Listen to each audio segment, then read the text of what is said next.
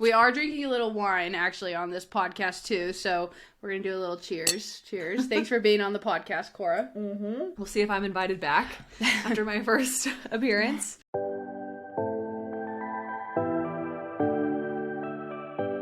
Hey guys, this is Coach K, and you're listening to the Making Changes, Breaking Barriers podcast, where we talk about you.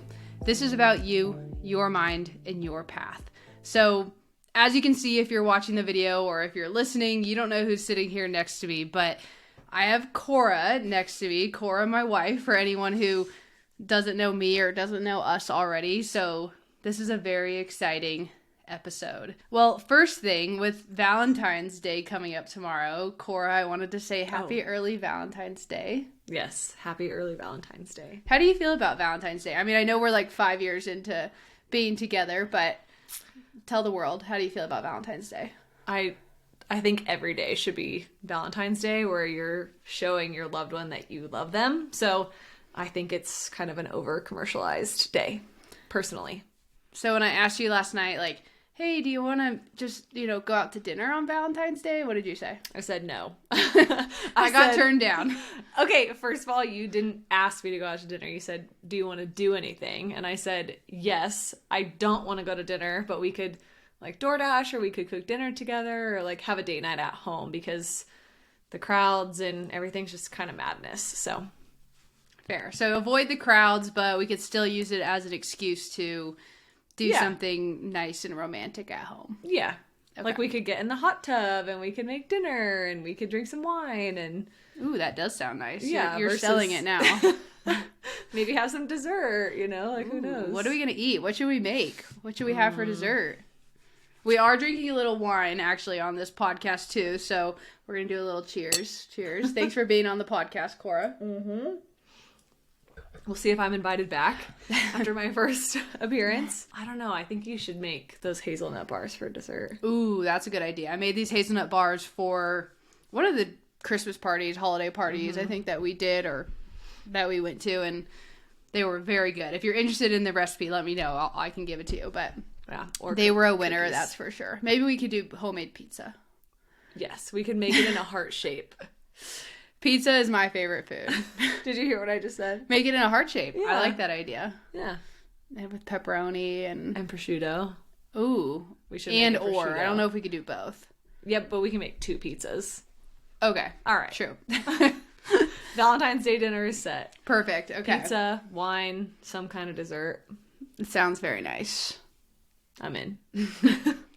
All right. So I wanted to have Cora on the podcast. I thought it would be fun. Obviously, like I said in my previous podcast, tomorrow is Valentine's Day. So, I thought it was good timing to have her on here. But as we were thinking about what we were going to actually talk about on this episode, we figured we should probably have some sort of theme to go along with just having Cora on the podcast, which feels like a win already to have her here. So we tossed around a lot of ideas. We went on a walk and we talked about it. And as you can imagine, we came up with many ideas. But what we decided on was, especially with having Cora on here for the first time and also just with the theme of the podcast, we decided we wanted to talk about how we've made some of the decisions that we've made in our relationship. And, these... not just any decisions, like the big decisions, like, why did we decide to move to Bend? Or basically all the big decisions that have got us to where we are today, which in no way, shape, or form do we feel like we're exactly where we want to be. But for right in this moment, I think we feel pretty good about where we are. Don't you agree? I do. So let's list all 17,000 decisions we've made since the start.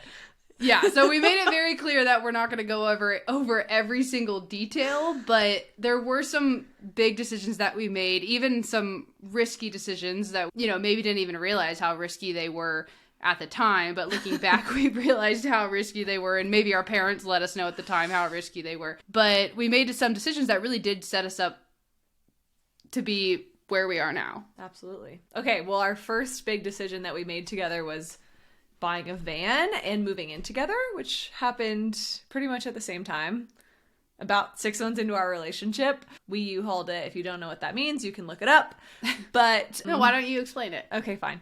So U-hauling is a queer, or more specifically lesbian term, and it means like basically you meet and go rent the U-haul and move in together. It's just saying that stereotypically lesbians move really fast and get involved really quickly. So that's what that means. So after 6 months, we didn't get a U-Haul, but we moved in together, and we bought a van together that we put both of our names on. That was a very significant investment that both of our parents did not agree with at the time, actually. So how did you come to the decision that you were okay with me moving into your place? So just to give a little bit of a context, we both lived in Portland at the time. We actually lived it was like a mile from each other, right? Yeah, it was super close. Cora was in a 1-bedroom apartment. I was in a 3-bedroom home with 2 roommates, and I had been in this home for about 2 years and with a couple different roommates, but yeah, I had 2 roommates at the time, and we were kind of doing the back and forth thing where sometimes I would stay at her place, sometimes she would stay at my place. Mostly we would stay at Cora's place since she had her own place. My version of the story is we split it very evenly. I felt like I was very nice going to your house, but... You think we split it evenly? I don't know. Maybe it's imaginary, but... Oh, I think it was at least 80-20. I know. You always say that, which I do believe, because I didn't want to go to your house. I wanted to be in my nice apartment. You did have a nice apartment. Yeah, and it was all ours, so it was...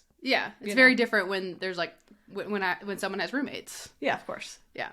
So, yeah, what went into your decision to be like, okay, I like Christina enough to have her move into my 1-bedroom apartment? I mean, at that point especially, it felt like you already kind of lived there. You were packing like a bag to be there for multiple nights. Rascal was coming over at that point, like spending the night. We were kind of already... Our dog, in case you don't know who Rascal is. Yeah, he's one of our dogs. The only one at that time. But...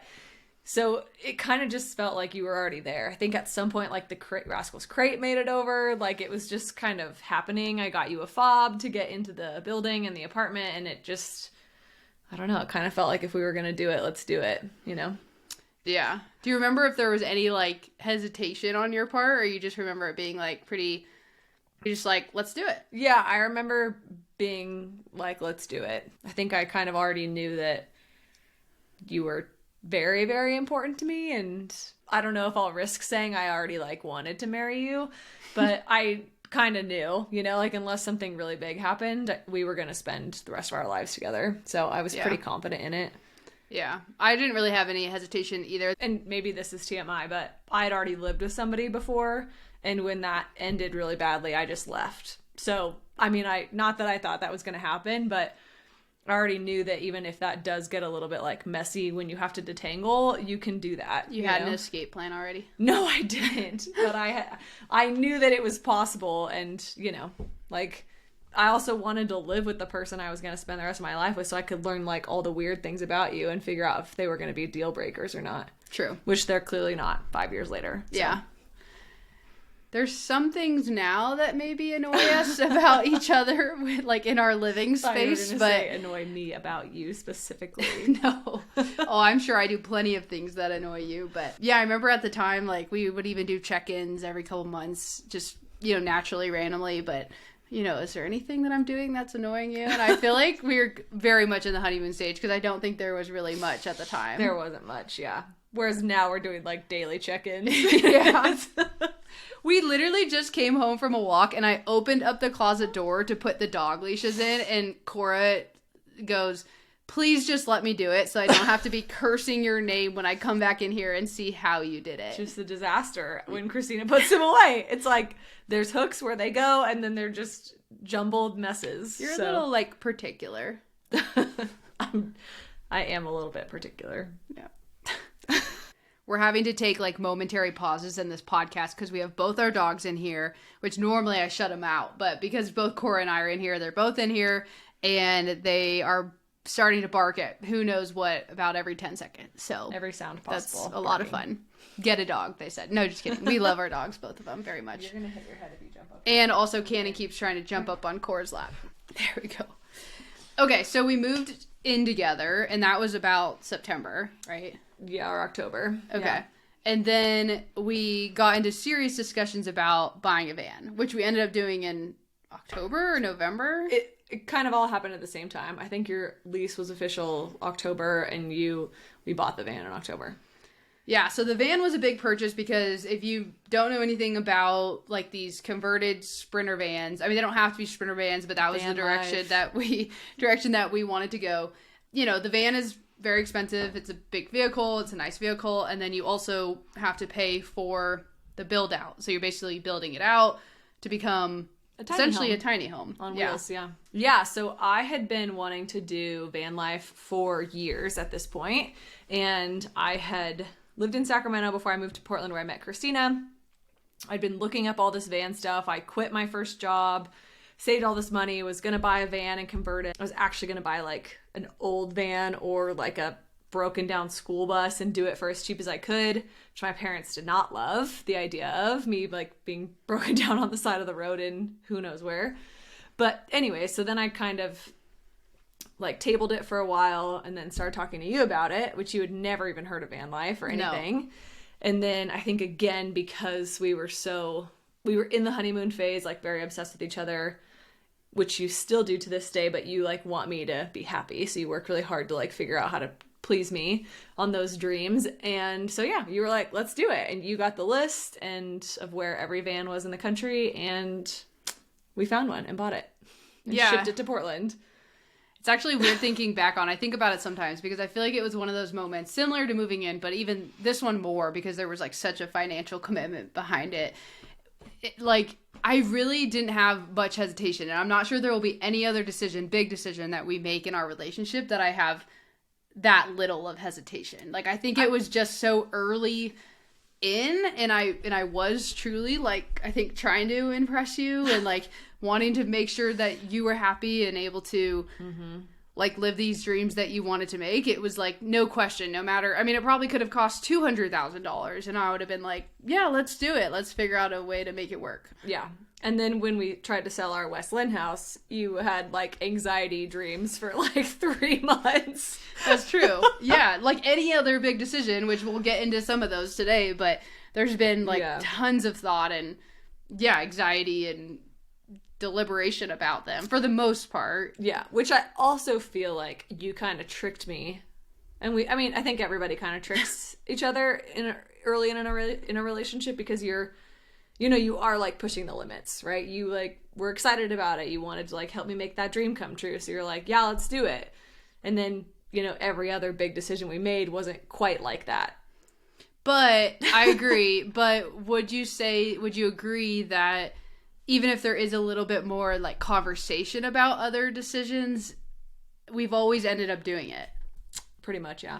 There hasn't been like anything that you have wanted to do where then we've been like, no, we're not going to, like, we've decided that we weren't going to do it. We've pretty much done everything. Yeah. Do you feel like we've done pretty much everything you have wanted to do? Yeah, I do. Okay. Yeah. So it feels pretty even? Yeah, no, and it wasn't about being even. It just was like, because you were saying that, like, I was just ready to, like, fire the gun really quickly. Yeah. Whereas now, I still fire the gun, or we still fire the gun, right? But I get on board too, but it just maybe takes a little bit more time. Yes. Yeah. And I feel like that's part of growing in our relationship too, in that, as we've been together for longer and longer, we do have, like, more combined responsibilities, and we have more combined financial responsibilities. Yeah. And all of our finances are combined now, right? At that point, we were still, like, very independent and, yeah.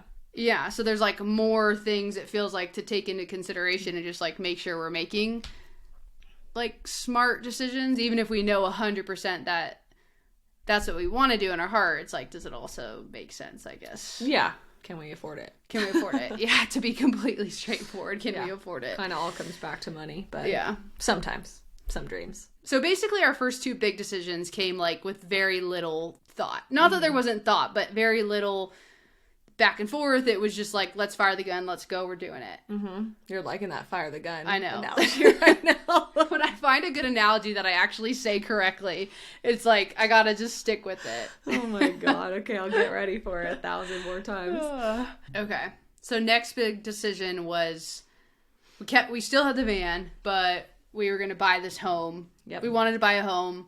We weren't exactly sure where, but in the Portland or extended Portland area. And yeah, how did that decision go? Yeah, I mean, it felt like it was kind of fast, that one. We were like, let's start looking at houses. It's also Portland, Oregon, so it rains all the time from October to potentially June. So we were 2 months in, a month and a half into like the rainy season of having both full-time jobs, living in the van, being freezing, like just not having the most fun, having to like secretly get out to take Rascal on walks, like parking on streets.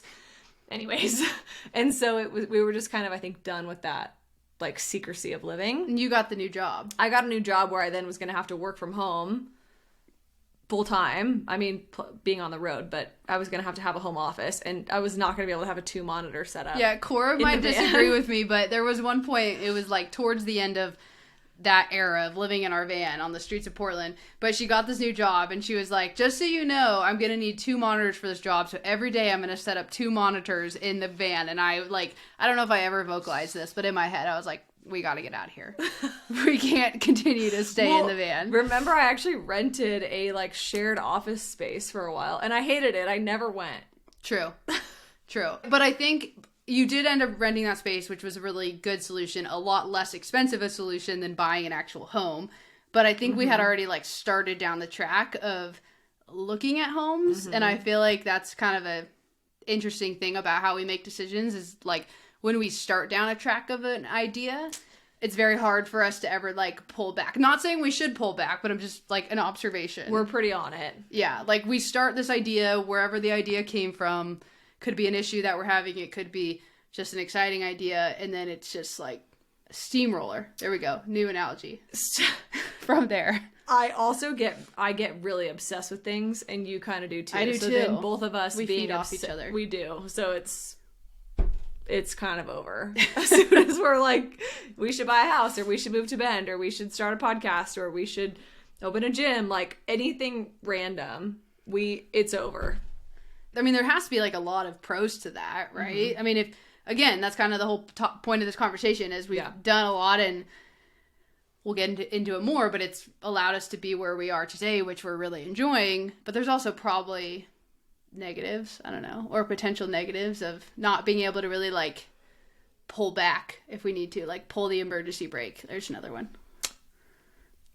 Liked it. I think that we have been fortunate enough to not be put into a situation where we have to pull the emergency brake. I think that if we get there, which we've been close now, you know, because we have kind of gone into the real estate space where we own more than one property, we would have to be ready to, and potentially will have to pull that emergency brake. And we do have that conversation. So I think at that point in our life, we had 2 really good jobs. We had no debt. We were just kind of cruising and enjoying our time together and building a life together, and, you know, being recently engaged and like planning our wedding, all this stuff, and like buying our forever home, which is a total load of crap that everybody has ever told us. And when we bought that home, we're like, we're never moving. Your first home is never your forever home. I mean, we can probably all say that like pretty confidently, right? I mean, we're 31 and we're in our 3rd house, which is also aggressive. I understand that. But when we bought that first home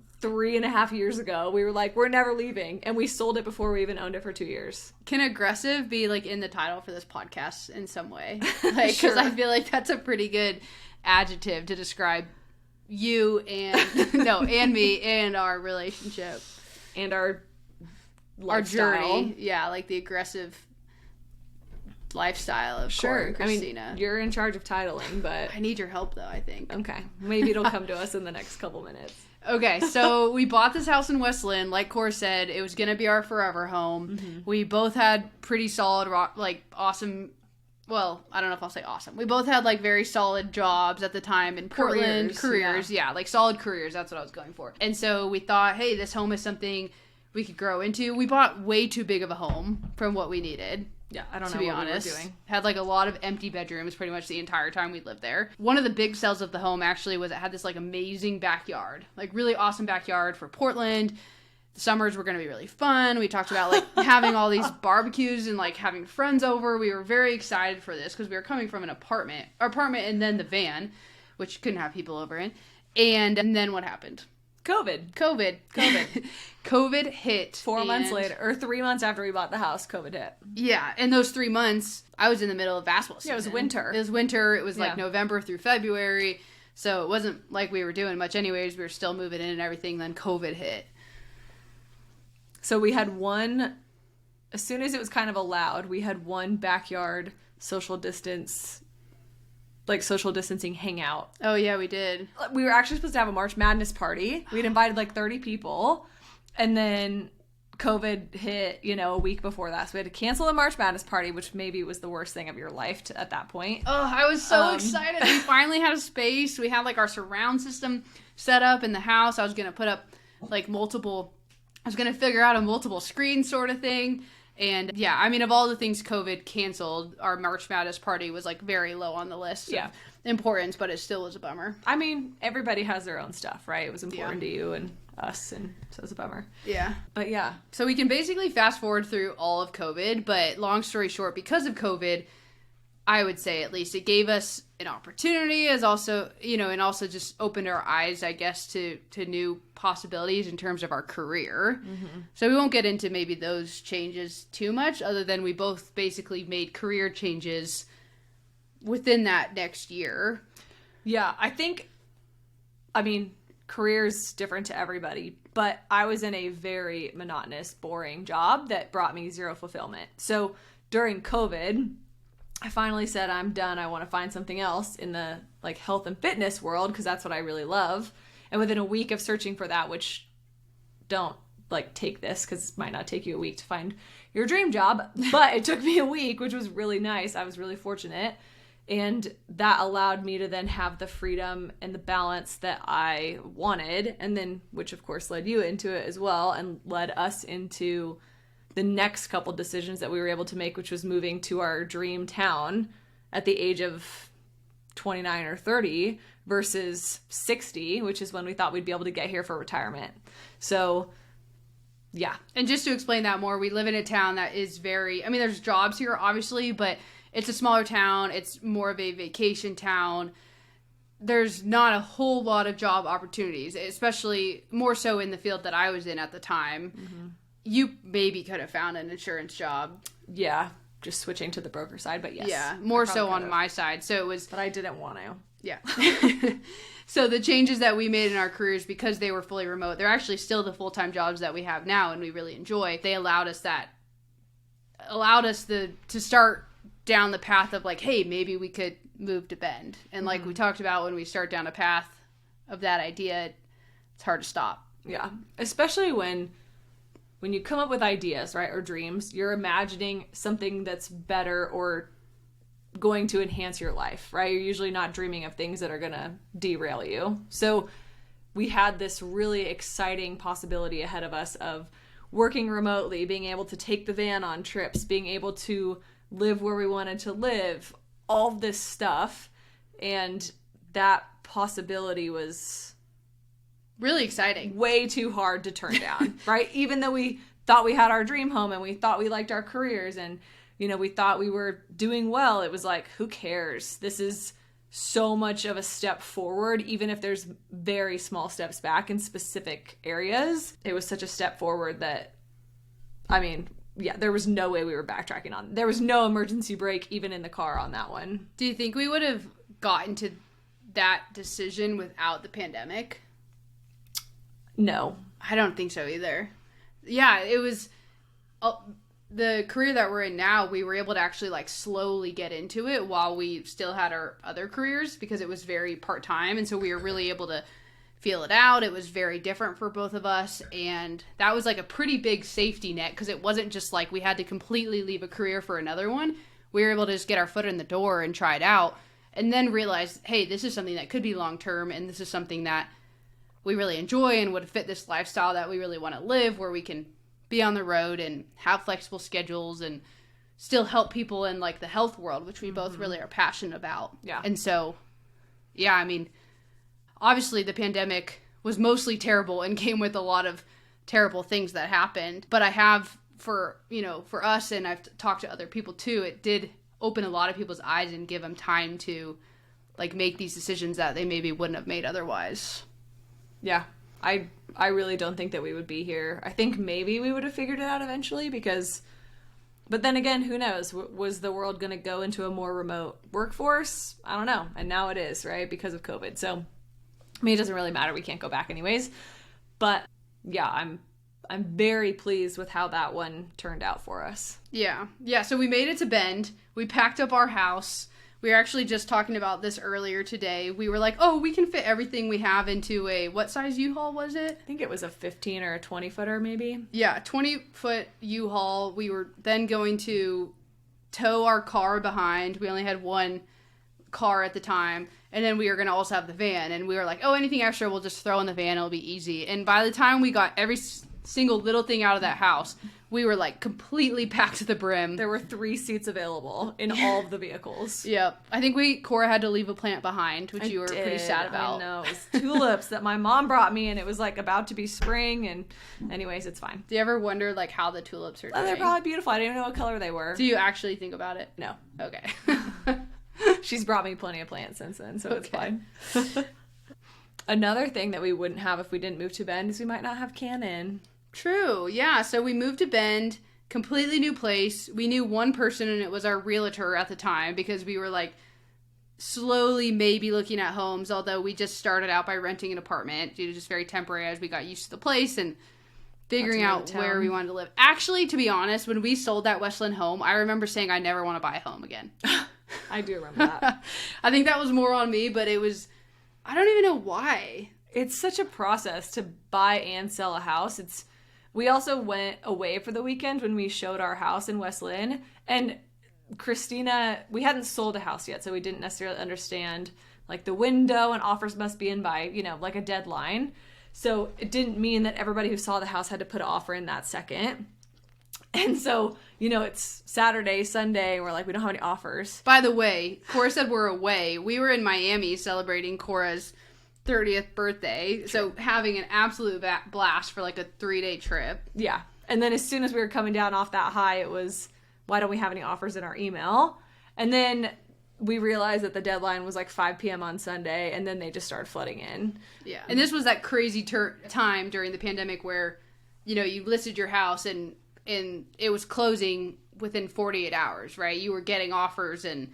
Well, you were accepting an offer within 48 hours. Yeah, accepting an offer within 40. Like, normally it's weeks, but it was very fast. It was very fast. So very stressful. So I think at the end of it, I was like, we're never doing this again. But yeah. Fast forward, not even 6 months later, we bought a home in Bend. Yes, we did. But yeah, we can't skip over Canon. We decided to get Canon when was that decision made? That decision was made within like 24 hours, by the way. But sorry, go. That decision was made, I think it was April or May. We went to Boise for a weekend, and we got some news about a friend who was maybe looking at getting a therapy dog due to a recent diagnosis. And so she asked where we got Rascal. So of course I look up the website, send it to her, and then boom, there's puppies available like right now. Which, sorry if you're like a rescue person. I totally get it. Please rescue more dogs. We are unfortunately stuck with golden doodles that we are like addicted to. So anyways, but we saw there was puppies available. And if you saw the picture of Cannon or any of them, it was impossible. I mean, look how precious he is. He's perfect. He was pretty cute in that picture. So we talked about it. We actually talked about it we texted the lady that night. And then we said, can you tell us if anybody expresses interest, and then we'll pay the deposit. And then a week later, we paid the deposit, and then we were picking him up like literally 2 weeks later. And this is how a lot of our decisions go, I feel like. Like, the idea gets brought up, and then for the next probably like 48 hours... We only talk about that. We only talk about that, or if we're not talking about it for like a certain amount of hours, then one of us, normally me, will bring it up. I'll be like, well, so, have you thought more? How are you feeling about it? Like, we'll just continue to, beat it to death, basically. Yes, we do. We do. Until we're like, we have to make a decision, because we cannot just like be sitting on this decision for any longer, even though it's been like 48 hours. Yeah. So, long story short, we decided to get Canon. Mm-hmm. Which I actually like our decision-making process, because for me, if I really care about it, I'm going to be talking about it nonstop. Mm-hmm. Like, I can't stop. So, it kind of forces you to either say yes or get over it, right? Or decide it's not a good idea or not a good time. So I like that. So if you're like one of those internal talkers where you just talk all the time, like to yourself, I'd recommend talking to your partner about it. Or if you're talking to yourself about it and you're independent, then do it. That's true. I mean, I guess when you say it like that, it's like how many ideas or thoughts have we had that have been brought up that then we just never bring up again because it's not actually a good idea or it's not something that like both of us are really interested in, right? I guess we probably think more, like remember more of the big ones, ideas that we've actually acted on because we've actually acted on them. Yeah, and even how many ideas have I had that I haven't even told you because I immediately am like, that's a stupid idea, right? So, or how many conversations do you have with yourself that don't even, I mean, we're talking to ourselves all day, right? Yeah. So you talk about the ones who actually make it, number one, out of your own brain, out loud, and then that your partner or, once you say it out loud, it's like, oh yeah, that's not a great idea. Yeah. So. Yeah, so not all of our ideas are good ideas. Yeah. I don't even know if any of the ideas or like any of the decisions we made are good decisions, but I guess. I mean, they're good for us. What do you mean? Yeah, true. Like, who cares what anybody else thinks? It's our life, right? Yeah. And we like our life. I love our life, yeah. Yeah, most of the time. Yeah, I mean, sometimes we wonder why we all the time, but have so many expenses. But that would probably be the big like why do we have so many expenses and it's stopping us from being able to take all the vacations that we want? Basically, is like our one stressor at the moment. Yes, which is like so. I don't know. I almost feel embarrassed to say that out loud, but I mean, it's fine. We true. Work hard, for our money and for our lifestyle, and we decided to make another decision of our many, to go into like trying to build a real estate portfolio, right? And so with that, you're going to be strapped until you can really kind of start to make the money back, which we're starting to see, but we're like just over a year into owning our first property in Bend, let alone our second. So yeah, we're in the house part of this journey. We are. That we have started. So yeah, 6 months into living in Bend, we bought a townhome. And the idea was we were going to live in this townhome for X amount of time. We said a max of 2 years, I think is what we said. Okay. Max 2 years, because it wasn't a forever home. Basically, the townhome is set up, and it is on Airbnb if you want to check it out. But it's 2 units. Upstairs is a 1-bedroom with, bathroom, everything. And then downstairs is a smaller unit that's just a studio, but it still has like a pretty full kitchenette. Mm-hmm. Yeah. And so we knew we could live upstairs for a temporary amount of time, max 2 years. And then we could rent out the bottom on Airbnb. So that we basically moved in and like tried to get that Airbnb ready as quickly as possible so that we could list it and start renting it. Do you remember how long we made it upstairs? Before we started talking about like getting another home, or before we actually bought another home? Before we moved out. Well, yeah, I mean, we bought the townhome in October and then we bought our current home in June. Mm-hmm. So yeah, 7.5, 8 months. Yeah.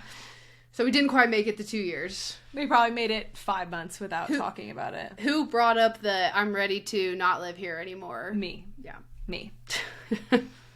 Yeah. What was your biggest reason? The dogs. Yes. We had to take this sounds so ridiculous. And again, if you're listening to this and you think we're privileged, annoying jerks, then I'm sorry. But we had to take the dogs out on leash like 8 times a day to go to the bathroom, which is fine, right? But like you work from home and it's like dark out and I'm afraid of the dark and I hated going out there at night and like had to wear a light, and we live somewhere where it's cold, and so it'd be like snowing and then they'd play in the snow and then they're fluffy so they'd have snowballs all over them. And we started hearing that there was like mountain lions roaming around cougars around the community. I mean, same thing, but yeah. And the reason why we were so willing to start looking at buying a second home is that our Airbnb was doing pretty well, right? So renting out the studio was doing pretty well, and so we saw the potential that, hey, basically the quicker that we can get out of here and start also renting the upstairs, it'll pay for itself. It will pay for itself, yeah. And so, if we can find the money basically for a down payment for a more forever type family, just single family home. No more forever anymore. Yeah, not forever.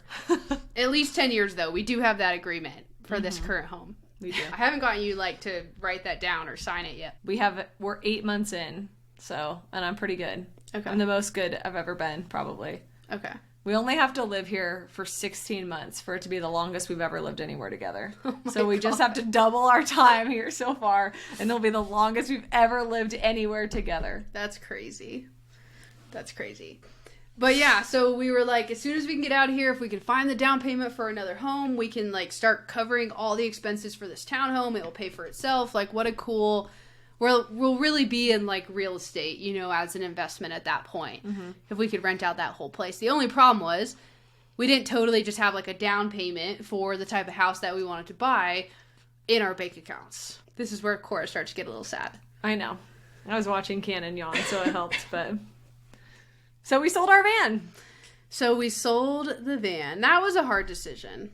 Yeah, it was really hard. Well, it was like our first big decision together. It was our first kind of like our first big decision? Oh, to get the van. Yeah.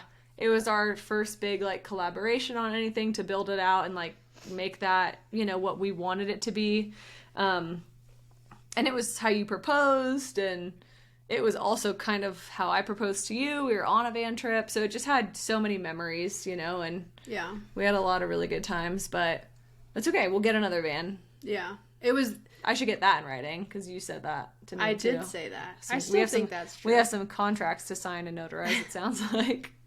Or I guess we could just trust each other. Yeah, I know. I'm not worried about it. You know, there was this fear that the economy was going to start going down, which it did. And so it kind of felt like now or never. Like, if we want to sell the van, we weren't really using it as much, at least at the time.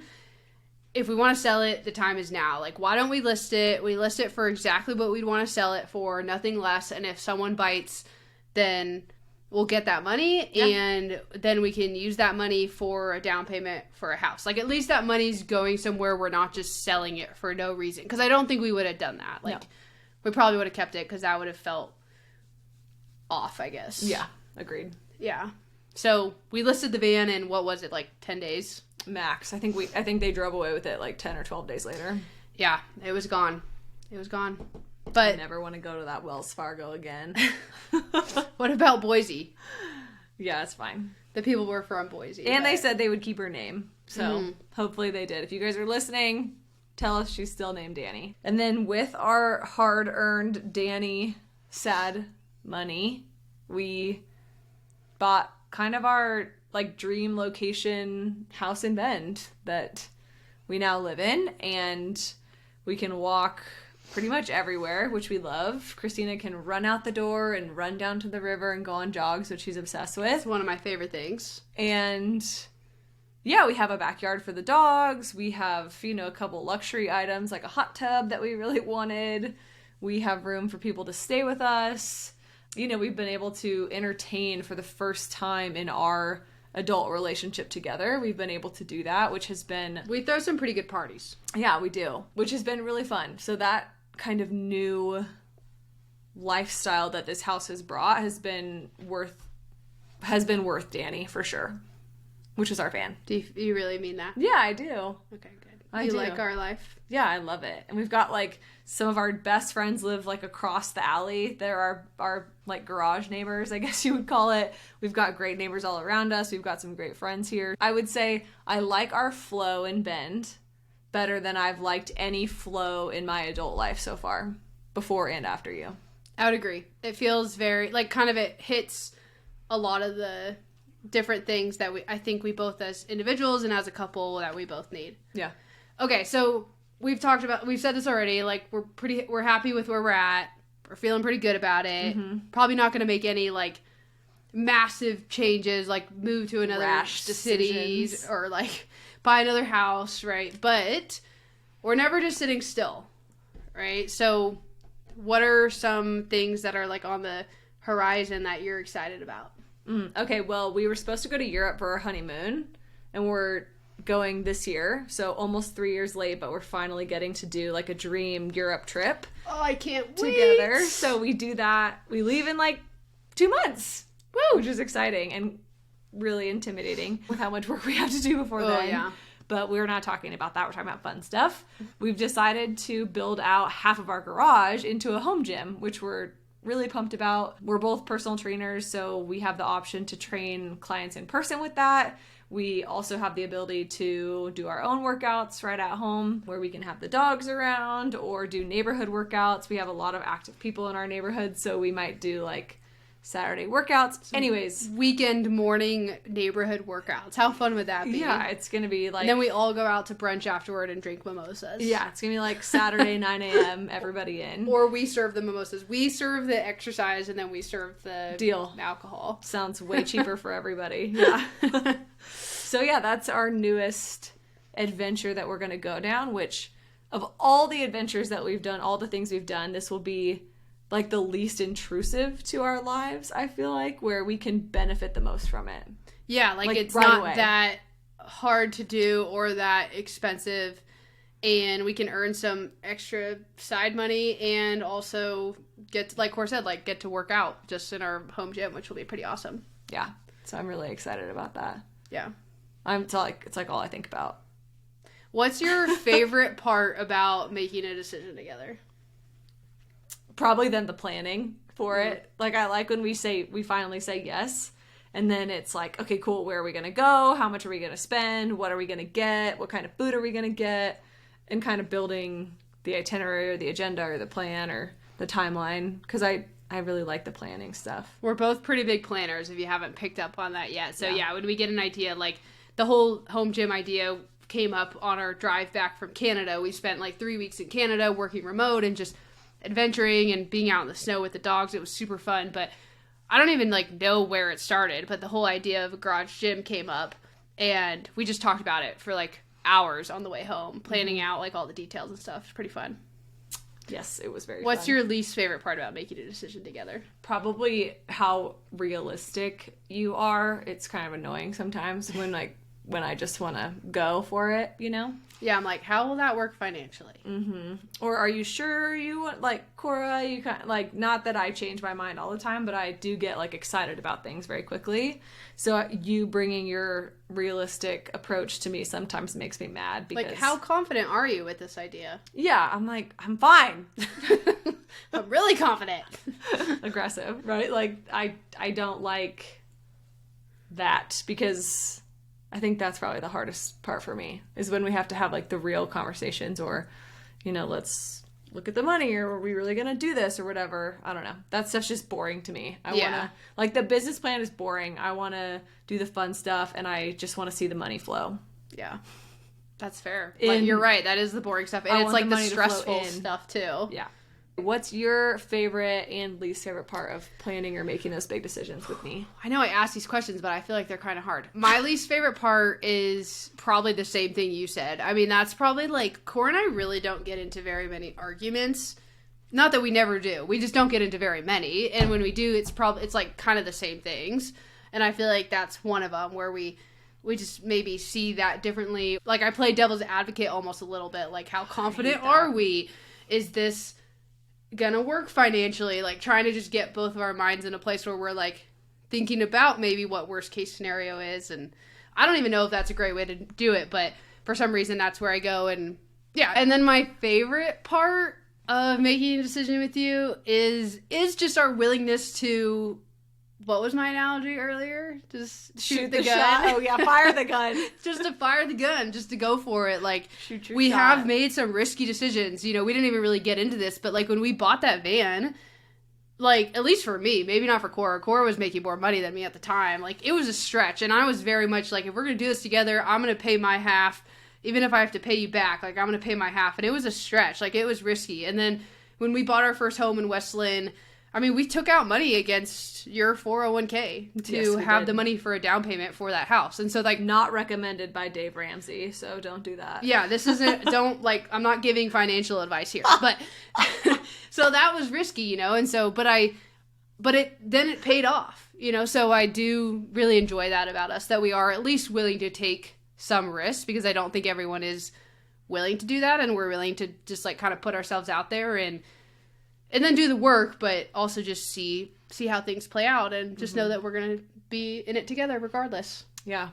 I think one kind of last thing to say on that is from like a career standpoint, I remember when I left my first job, my mom and her whole generation of friends, which my mom's 40 years older than me, so a totally different generation, like one job, you retire from it, you're not switching careers. I got multiple messages from them saying, you know, we're so proud of how brave you are for like taking a risk, right? Because that's just not something that people always do, right? People get scared or they get trapped in their jobs. And again, we're not giving like financial advice or anything like that, but if you can swing it for something that's going to be more fulfilling, right, or have a better flow for your life, I say it's worth it because it's really worked out for us. And there's always going to be jobs, right? So Cora and I joke around sometimes, or I joke around sometimes. I'm like, why did you ever leave that job? Because your job had the potential to make like a lot of money. And it's totally a joke though, right? But you know, it was very cool that that decision, you know, that you made alone for your career was a decision some people wouldn't make because for financial reasons, maybe you're not going to make as much money if you leave it, but you're going to be a lot happier and it's going to be more of what you want to do and it's going to feel more fulfilling and all of that. Yeah, like I was in pajama pants all day today. So, you know, like that's a pretty good win. Hey, we went and worked out. True. Okay, other than a couple activities, but and you crushed the workout. I wasn't in a pantsuit or high heels or I didn't have makeup on, anything like that. Driving to meetings. Yeah. Yes. I was with you and the dogs and our fam the whole day.